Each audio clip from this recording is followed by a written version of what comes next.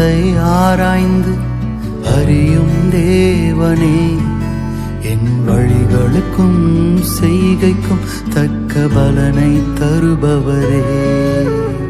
இருதயத்தை ஆராய்ந்து அறியும் தேவனே, என் வழிகளுக்கும் செய்கைக்கும் தக்க பலனை தருபவரே.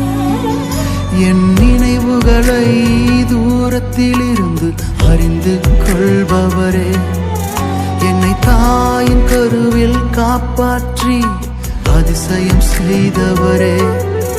என்